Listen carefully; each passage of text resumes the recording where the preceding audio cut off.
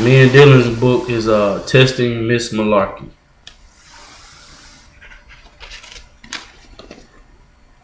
Miss Malarkey is a good teacher.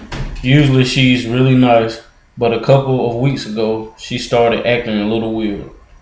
She started talking about the test, the instructional performance through understanding test. I think Miss Malarkey said it was called the IPTU test. But Miss Malarkey said the test wasn't that important. She said it wouldn't affect our report cards. It wouldn't mean extra homework. And if we didn't do well, we'd still go on to the next grade.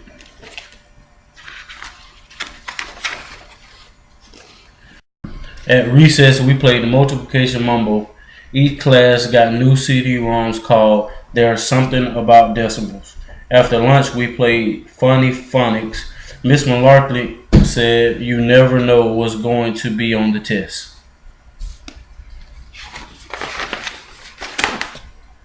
The closer we got to the test day, the weirder things got.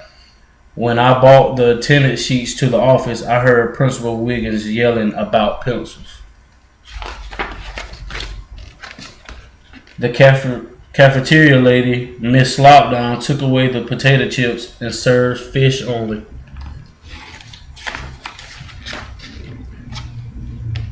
In art, we each made posters about the test. Miss Magenta also showed us how to color in all of the little circles they put on tests.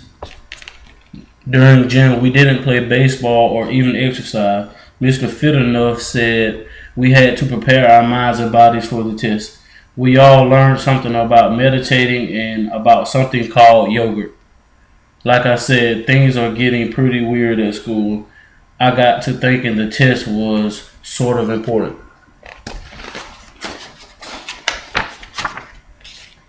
Even my mom knew about the test.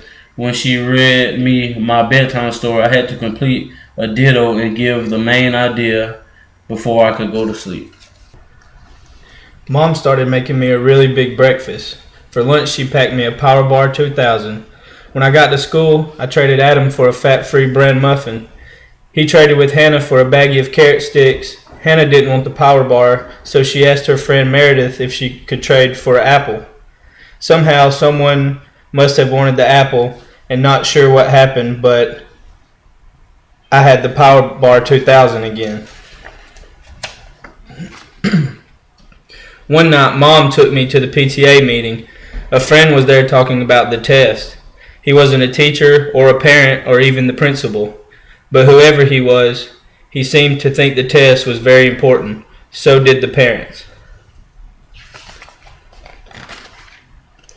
The day of the test, the janitor, Mr. Shirley, closed off the whole hallway. You couldn't even walk down to it unless you had a pass. And you had to whisper. Miss Malarkey had to whisper the secret password to Mr. Shirley before he could go into room 10. That morning there were more teachers than kids waiting for the nurse. Miss Malarkey's job was to hand out number 2 pencils and the scratch paper. She looked like she didn't get enough sleep. Principal Wiggins was keeping the time. We couldn't even touch the test until he waved the flag. When it was time to start, he waved the flag so hard something happened to his hair. The test took forever. It took 2 whole days. My friend Carmen got in trouble for not using his scratch paper the right way. I thought his Ninja Warrior looked pretty good though. Miss Malarkey caught Barry with his baseball cards. Morgan got a stomach ache and had to go to the nurse. The hall monitor gave her such a hard time. She threw up right in the hall. When Miss Malarkey said to erase all your pencil marks, Janet erased her whole test. Principal Wiggins was in the room for a while, but he had a stomach ache and had to go to the nurse. I hope he didn't throw up in the hall too. After the test, everyone got prizes and had treats, and we got extra recess. Even Stephen, who fell asleep 2 times during the test. Miss Malarkey looked wiped out, and she didn't even take the test. It's been a long time since we took the test. Things are back to normal. Principal Wiggins isn't yelling quite as much. The cafeteria lady started serving potato chips again. Mom's packing me good old peanut butter and jelly sandwiches. And Miss Malarkey is letting her fingernails grow real long. I guess the test really wasn't that important after all.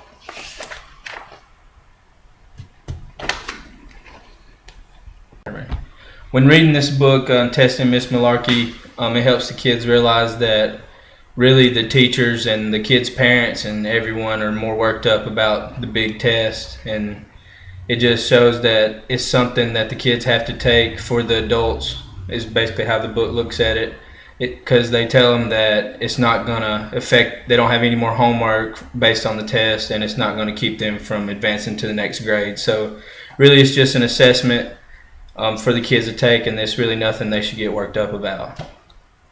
And another point was when at the end of the book they worked for something, so they got like a prize at the end. So this book helps with just keeping a positive attitude on the kids and let them know that they're working for something, and they won't have a hard time trying to take the test, knowing that there is a great result at the end.